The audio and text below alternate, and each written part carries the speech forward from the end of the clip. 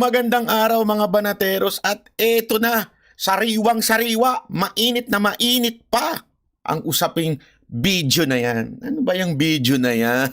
Video ba ni Andrea yan? Ano yung bang video yung animal na yan? Anyway, alam nyo naman po ang sa lalong-lalo na sa mga Duterte supporter at sa mga nabudol na supporter ni Marcos na nagbago na daw, sabi nila, may video daw na lumalabas. Meron daw bidyong kumakalat. Anak ng wedding. May nagsabi pang general. Sabi niya, napanood na ng mga general ang video. Anak ng tutsang kalabaw na hindot. Oo. Anyway, eto na nga. Para ho linawin ang issue na ito. Hindi na po ako ang magsasalita kung hindi si Pangulong Duterte na. Kung saan napakahalaga ng kanyang input. Dahil kung tatandaan natin, siya po ay former president. Ibig sabihin po nun, hawak niya ang lahat ng intelligence sa gobyernong ito sa 6 na taon.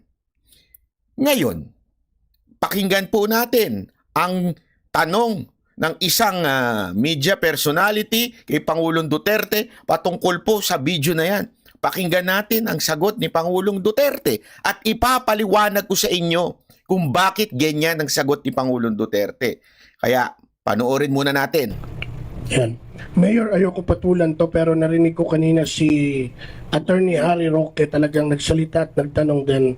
Nako, si Harry Roque medyo umangkala rin doon sa issue. Okay.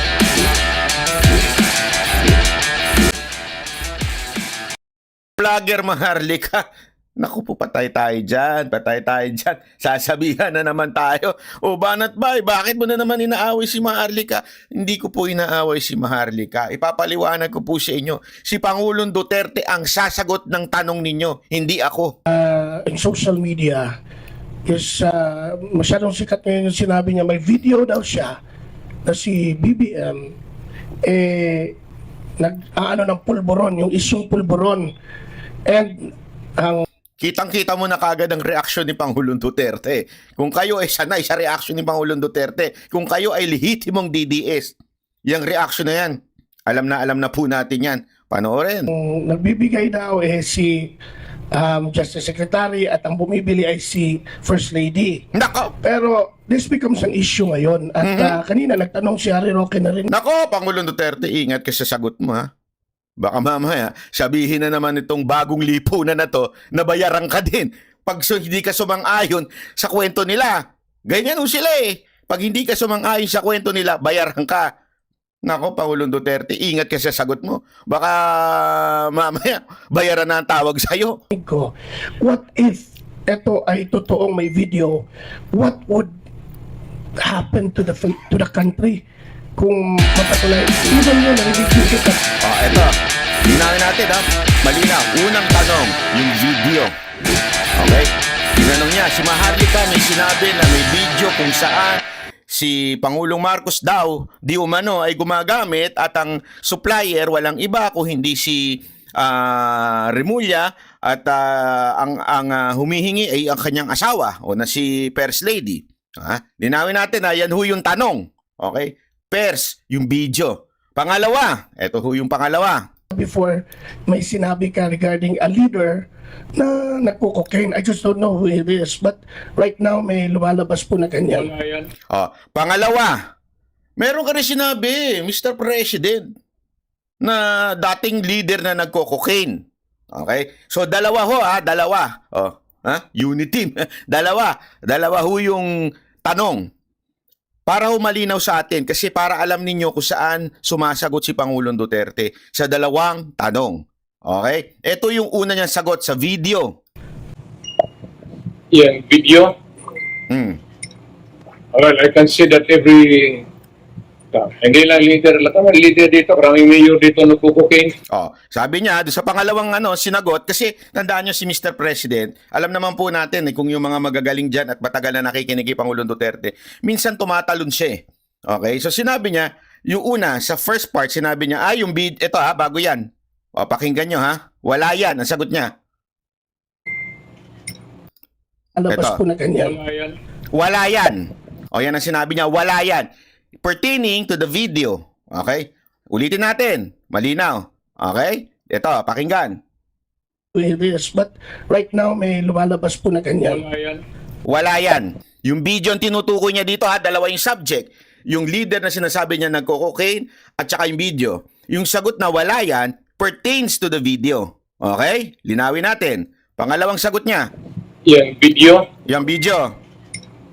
Well, I can say that every Well, I can say that every mayor, hindi lang leader lang naman leader dito, maraming mayor dito nagko-cocaine. maraming leader, maraming mayor na nagko-cocaine. So sa madaling salita, hindi niya sinabing hindi nagko-cocaine si Marcos. Wala siyang sinabing ganon. Hindi rin niya sinabing nagko-cocaine si Marcos. Linawin natin. Okay? Sinasabi niya, maraming leader na nagko-cocaine. Maraming kahit mayor nagko-cocaine. Ito yung kasunod.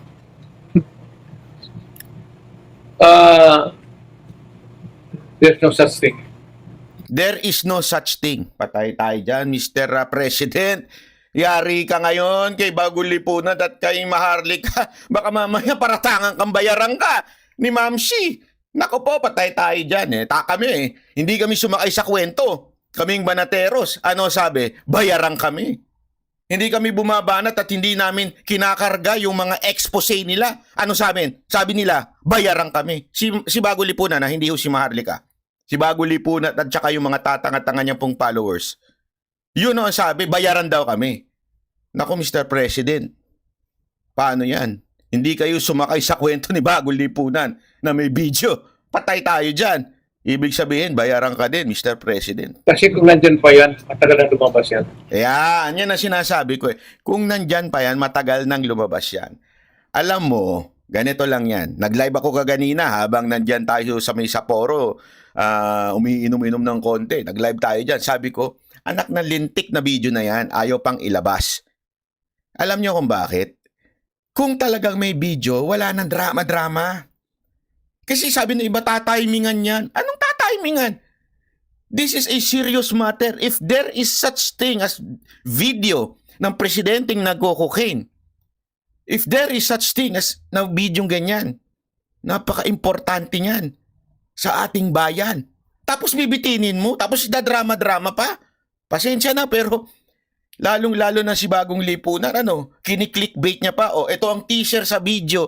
May ganun pa siya, teaser sa video. Akala mo naman, yung pinakita niya, yung content niya, talagang yun yung talagang video. Hindi Yung pinakita niyang video ay yung mga video na ni-expose na ho ni Jojo de Guzman. Sa madaling salita, nagre-recycle siya. Yan ang sinasabi kong tanso. Sa madaling salita, ampaw. Maliit ang utak, walang laman. Yan ang ibig kong sabihin ng tanso. Hindi yung tanso ka dahil lang ikaw ay follower ni Marcos. Hindi lang ho yun. Marami hong dating follower ni Marcos, dating loyalista, na ngayon antay na pero tanso pa rin. Isa na si Bagong Lipunan dyan. Bakit kanyo? Walang laman ng utak, walang laman ng content kung hindi puro invento, fake news, clickbait. Yan po yung sinasabi natin. Kaya nga ito si Pangulong Duterte, sinabi niya, there is no such thing. Kung meron yung lumabas na yan, yan din po yung sinasabi ko noon. Yan ang unang point natin dito. Pangalawang point nito, maaaring hindi na alam ni Pangulong Duterte